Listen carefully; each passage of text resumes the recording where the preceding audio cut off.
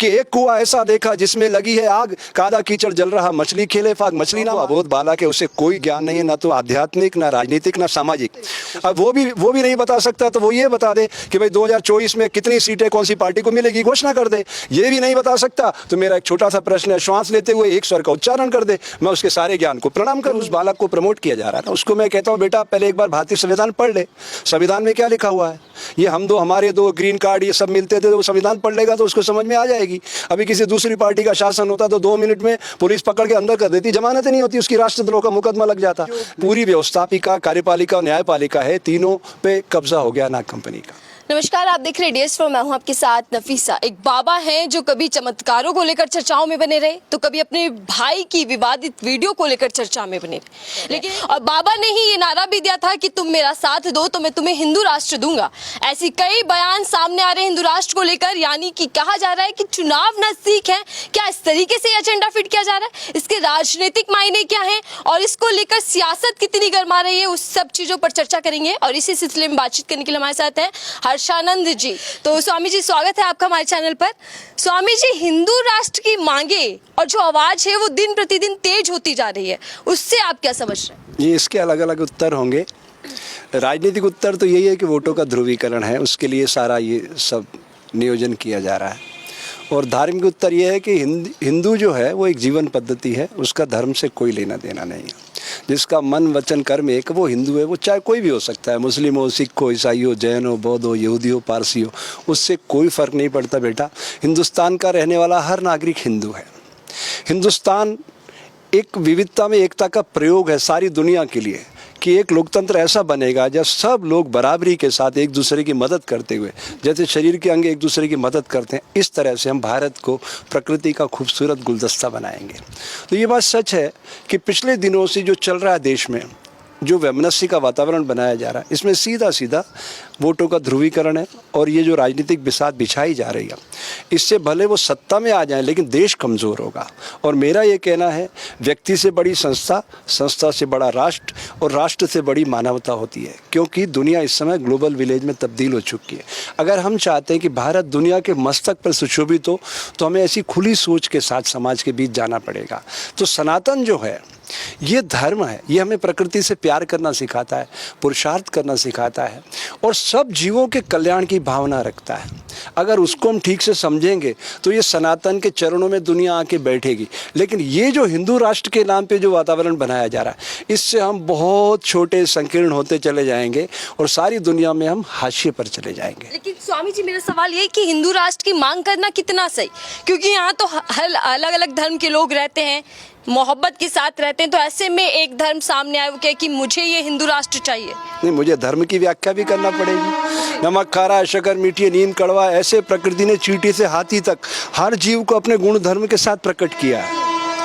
तो हमने जो सामाजिक व्यवस्था बनाई है संविधान के मातहत, उसमें तो धर्म ये है कि भाई सैनिक राष्ट्र की सुरक्षा करेगा, व्यवसायी उद्योग की उन्नति करेगा, शिक्षक समाज का निर्माण करेगा, साधु समाज की सोई चेतना को जागृत करेगा। ये उनका धर्म है। ये धर्म से अपने विमुख हो रहे हैं सारे लोग, और सारे सिस्टम पे नाग कंपनी ने कब्जा कर लिया है।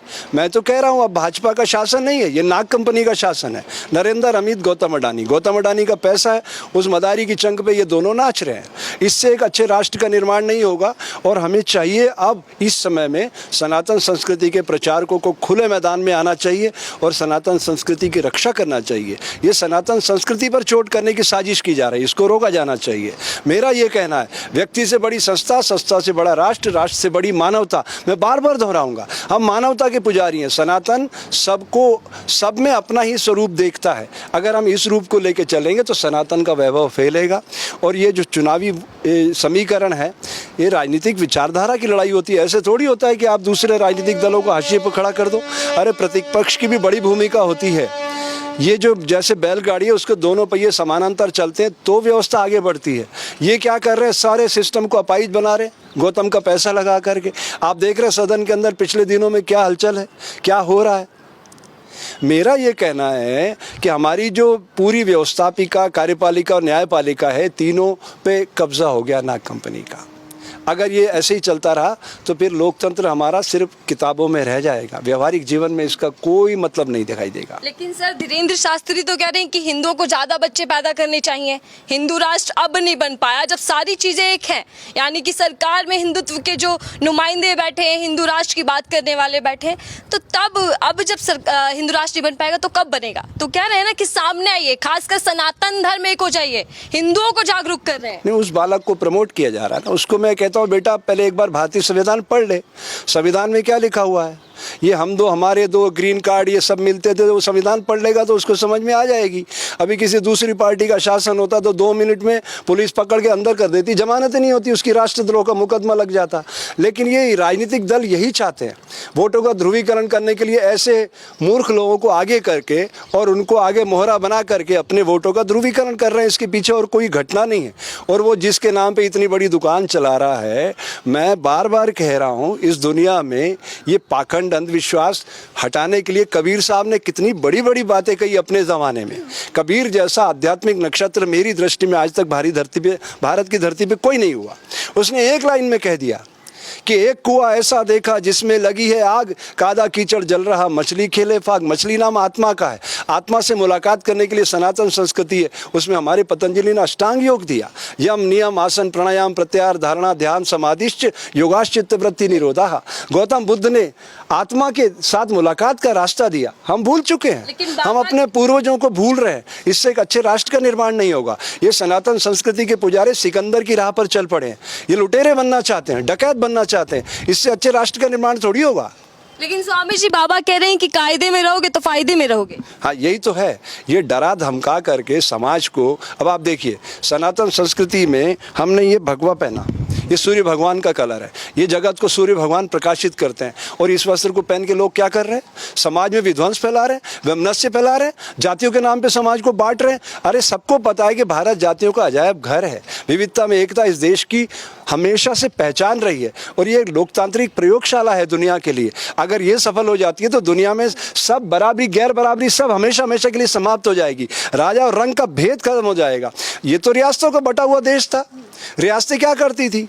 गरीबों का शोषण करती थी। अब ये रियासतों के नाम पे ये लोग आ गए, ये वही कर रहे हैं। लेकिन ऐसे लोगों का साथ सीएम योगी भी तो दे रहे हैं ना, वो कह रहे हैं कि सनातन धर्म जो है वो राष्ट्र धर्म है, वो समर्थन कर रहे हैं उनकी बात का।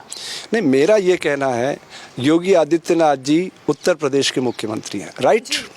वो एक साधु का बाना पहन के खड़े हैं, लेकिन वो ये जो भाषा बोल रहे हैं ये राजनीतिक भाषा है। अगर वो योगी के रूप में आत्मावलोकन करेंगे तो वो कहेंगे कि मैं गलत बोल रहा हूँ, लेकिन मुझे वोट चाहिए। वो वोट क्यों चाहिए? जनता जो है जातियों के नाम पर वोट देती है, तो आप समाज को कैसे बदलोगे?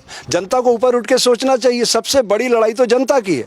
जब जनता अपने आईक्यू लेवल को देखेगी और अपनी वोट की शक्ति से परिचित होगी, अपने अच्छे एमएलए एमपी चुनेगी, तो आपको अच्छे मुख्यमंत्री अच्छे प्रधानमंत्री मिलेंगे। तो सारी जड़ें कहाँ छुपी हुई है लोकतंत्र की? आपके वोट में।